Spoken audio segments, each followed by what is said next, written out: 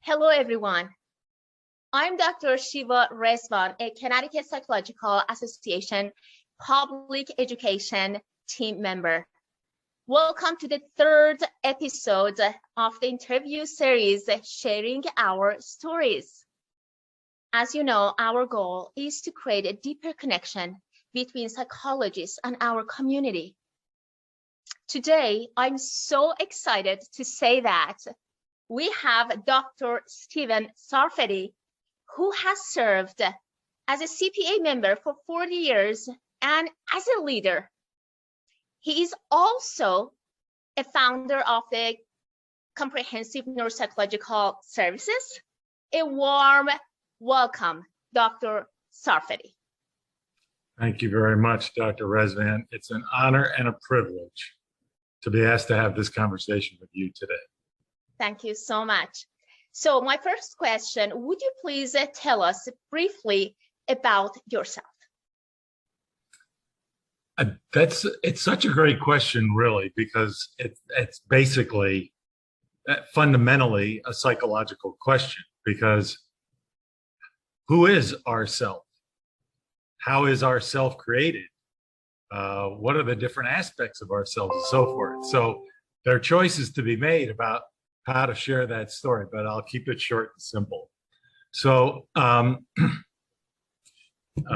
I was born on Long Island, New York in 1951 to a Presbyterian minister, my father, and my mom at that time was a pastor's wife and a housewife and homemaker, but she later became, after having 4 children, a psychiatric nurse, and then became a psychologist and was one of the leaders in the domestic violence field 20, 30 years ago, and was one of the first to focus treatment on the batterers and not just and not exclusively the victims. So I'm the oldest of 4 children, 3 boys and a girl, and I'm at heart a country boy because the manse to my father's church was an old farm, and I lived there for just under 3 years before we moved to the inner city, where my dad took a parish, a mixed English Spanish speaking parish in Hoboken, New Jersey, where I lived until I was 15, when my parents divorced and moved with my mom and my 3 siblings to Ridgewood, New Jersey. So I started in very rural area, had my latency age and younger years in deep urban experience, and then my high school years and beyond in wealthy suburbia. Actually, we lived on the other side of the tracks, but Ridgewood was a New York commuter town. And so I had an opportunity to experience very diverse cultures. And when we were living in the inner city, my parents were very involved in social justice activities, both in the church and in volunteering in the community for Voting Rights Act, housing rights. My parents would go out with other either white or non-white fake partners to try to rent apartments and to gather evidence over that kind of discrimination. So I grew up marching for justice. For a while, we had to have a guard dog in our house because my father and a lot of the clergy in Hoboken were involved in voting rights, and there had been fraudulent votes for a police raise, and they were threatened.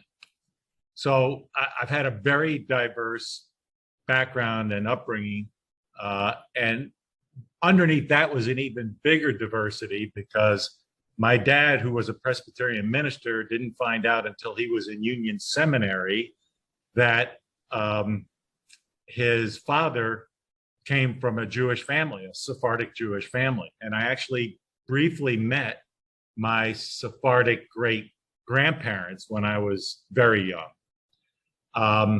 And on my mother's side, my mother's mother was a Holocaust survivor who lived in New York after the war, came to New York.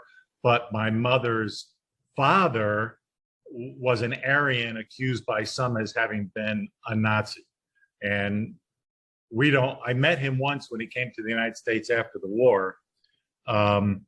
But I have family names on Yad Vashem in Israel, the Holocaust Memorial, and I've seen family photographs of picnics in Germany with people there in German uniforms.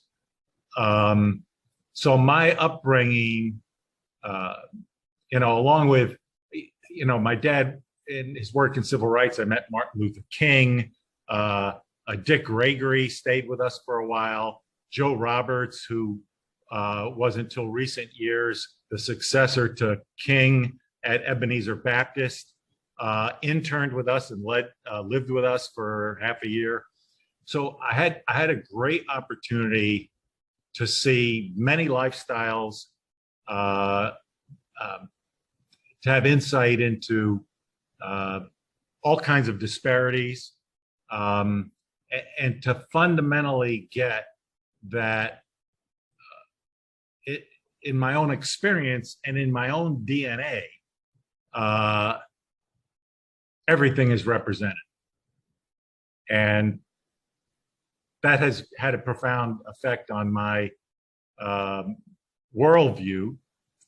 And so my dad helped a lot of people at a time as a minister of her congregation, and my mom helped one person at a time as a psychologist. And I was going back and forth about what do I want to do in my life. Up until that point, I only wanted to do one thing. I wanted to be a veterinarian. But ultimately what happened is I wanted to be a psychologist. So all of that funneled into my career, including my parents' divorce, because that was very painful. Their struggle before it was very painful. And I was interested in finding a way to have people be able to live in love, because I'm a lover, not a fighter. Beautiful, beautiful. So you briefly shared with us how even your family history, helped you to go to the field of psychology.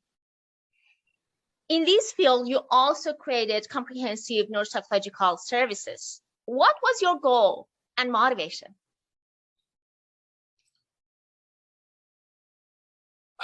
It's a great question. Going back to my first response, there are lots of ways to answer that. And I think there were probably goals and motivations about which I'm still not entirely clear. But I remember one of my graduate school interviews. This was down at Hahnemann University in Philadelphia. And they had about 30 of us sitting around a big round table. And the interviewers came in and said, now I want you to look at the person on either side of you and know that only one of you will make it into the program. And I thought, for a program on psychology, that's a pretty divisive way of opening the interviews. So, my main motivation was pretty simple. It was how to improve my life. And over the course of my career, it's been my impression that psychologists who come to know that it was internal motivations that brought us here end up being more effective. And that the people who think they're the ones with the answers for everybody else tend to be the ones who are more pedantic and condescending and less effective. So that's why over the years at CNS, I emphasized hiring clinicians who'd been in therapy themselves. I had that opportunity early on. My family tried various family therapy things, individual things, and I've had multiple tremendous, informative, effective, and useful experiences in both individual work and couples work. The most valuable of which was my 3 years of work with Arvinda Basavada in Chicago, who was trained by Carl Jung.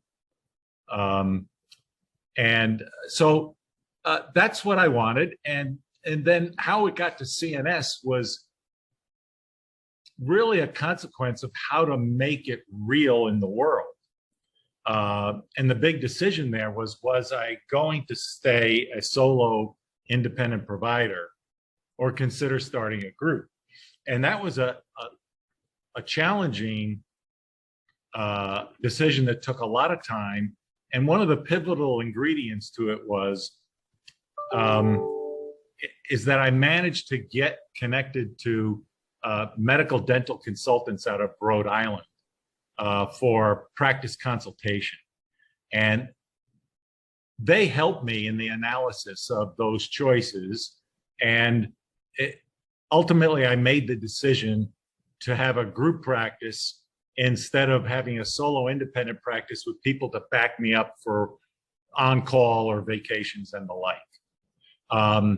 And that, my consultation with medical dental consultants and Rosalie Hamilton, who is our forensic marketing consultant, and Ken Cairns, who's our IT consultant, I couldn't believe what we had to spend. I forget what it was, a few hundred or a couple $1,000s for our first computer for the office, an old AT. The idea of having enough cash flow to pay all these consultants and everything else seemed overwhelming to me. But in retrospect, having done that one at a time, and incidentally, all of those consultants, with the exception of Ken, I had to convince them and work hard to enroll them to take us on, because prior to CNS, they had no behavioral health clients, which is a whole separate and interesting conversation. But anyway, slowly, brick by brick, with those consultations and making those decisions and having people come on, our first employee was Dr. Dennis Johnston, and 40 years later, he's still with us. And we have a tremendous team of people, men and women, multiple races, multiple cultures, including yourself, Dr. Rezvan, and Dr. Gitman. We have two international immigrant members of our staff, which I'm very proud of. We have a terrific team of people, and one of the most meaningful recognitions in my career was having been nominated by one of our administrative staff to CPA for the CPA Healthy Workplace Award. And because if I haven't helped to create an environment that serves us, then how can we have integrity in really serving others? And it's been a really challenging but joyous ride. And owing to just before the pandemic, owing to health circumstances, I retired, and Dr. Brett Steinberg is now owner and director of CNS, and it's continuing to be very healthy and robust with new docs coming on board, new clinical outreach, and has been deeply rewarding and fulfilling. Beautiful, beautiful. You know, the impact of your history and then your focus on diversity and social justice is just all over your life. Congratulations. So, is there anything else you might want to share with us? Because, you know, your family history and, you know, your grandparent being a survivor of the Holocaust, how it affected your life in terms of social justice. You provided some information for us. Is there anything else you might want to add? Well, it's had a profound effect on my worldview and my sense of responsibility. You know, I'd like it if life was easier. And I have to chuckle in retrospect, because there was a time when I actually thought I knew better than one of the world's great religions, because I thought Buddhism had it all wrong. Life didn't have to be suffering. You just had to have a right attitude. And I came to learn through some very difficult experiences that that was really a pretense on my part, denying what I didn't want to be true and trying to pretend what I wanted to be true. And it didn't work well for me or the people in my life.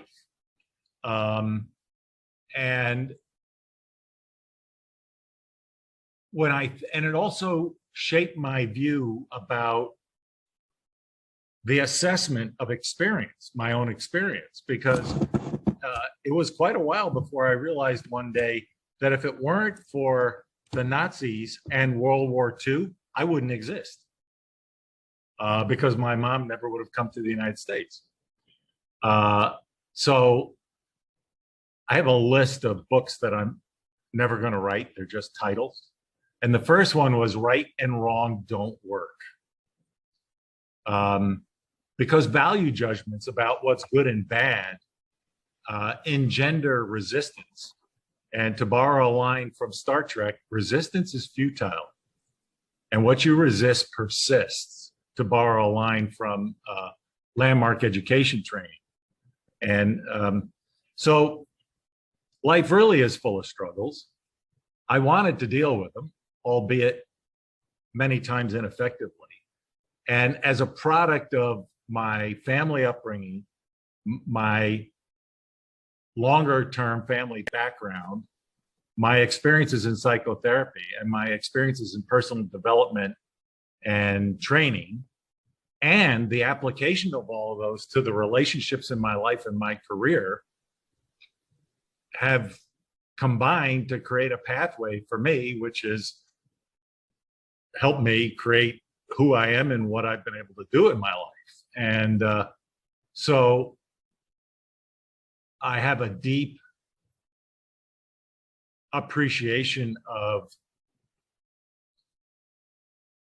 the value of human life and human experience, the ease with which that can be compromised and degraded, the necessity, the opportunity to do something about that.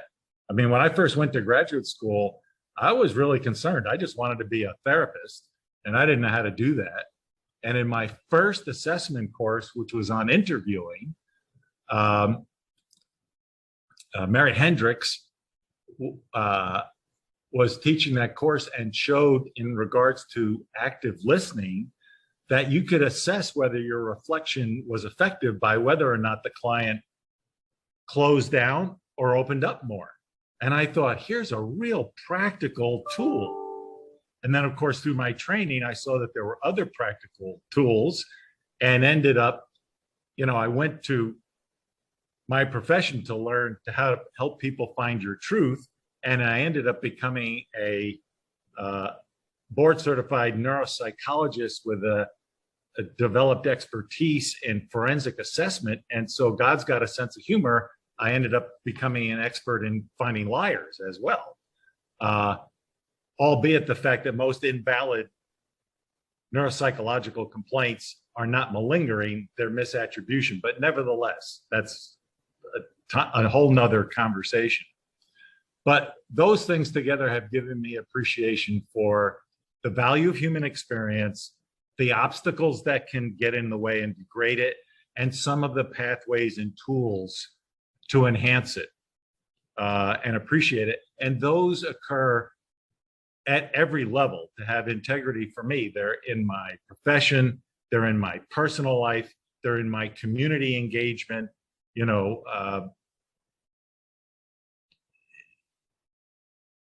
they're across the board. I'm not sure if that really answered the question, but. Thank you. You answered my question. And my last question for today, as a member of the CPA for 4 years, and just being you, please speculate about the future of psychologists. I read a book recently called The Science of Storytelling. And it starts out by saying, we all know how this is going to end. And in that brief paragraph, basically, he points out we're all going to die and the sun's going to burn up and this whole place is going to be gone and nobody's going to know. Right? So that's what's going to happen. Now, there's a lot of room between here and there. And what's going to happen between here and there is really equally or more unknowable because we know how it's going to end. But in that interim, what I'm clear about, I could not be happier about the profession that I chose. It was consistent with what was important to me. And it turns out it's very, very powerful. When I first got my degree and went to work at Gaylord Hospital and showed up for my first professional gig, I felt about this big. I wanted to be this big. And it seemed like a huge gap, and I was doing the best that I can. But over 40 years of practice, what I found is our profession is extraordinary. In both my clinical work and particularly in my forensic work, where I come around all kinds of doctors from all kinds of subspecialties, we have the tools in neuropsychology with one foot firmly planted in the brain and another foot firmly planted in the behavioral emotional aspect, obviously also related to the brain, but both neuro and psych integrated with powerful tools. So when I go and do my forensic work, there's no other discipline out there in regards to brain injury, let's say, that has anything more to offer. And in fact, it doesn't even come close in terms of clinical discernment and forensic assessment of motivation. And when I look around and I look at the monitor and our journals and so forth, the difference that we make as psychologists in the world is profound and the potential is huge. So this all exists in a complicated world that if we look around these days, we know is still under massive threat, multiple threats, our country is. And so the truth that I denied from the Buddhists, which is there really in all the wisdom traditions, is that life is difficult and life is dangerous and we have a role to play in it. And as psychologists, our opportunity to fulfill that is just enormous. So it's been very satisfying and fulfilling for me. And when I look around the profession to younger professionals like you and other leaders at CPA and other friends and colleagues, I couldn't be more hopeful about what's possible, about what we contribute and the difference that we can make. Beautiful. Thank you so much, Dr. Sarfaty, for this beautiful conversation with us. You mentioned right and wrong don't work. You said what you resist persists. And you talked about the value of human experiences. I also would like to mention that beautiful aspect that you shared with us about we as psychologists, we might need therapy. We need help at times. Those are empowering to empower our clients. Thanks for everything you have done. Thanks for ongoingly empowering us. And thanks for being you, Dr. Sarfaty. And Dr. Rezvan, in turn, thank you for being you. Thank you for the time that you put into CPA that there's no compensation for, along with all the other leaders of CPA, and what you've been doing with the social justice series, with your research work into unconscious processes, with your clinical work at CNS. It gives me great hope for the future with you and all of the other colleagues who continue to work in our field. Thank you very much. Thank you. Bye. Bye-bye.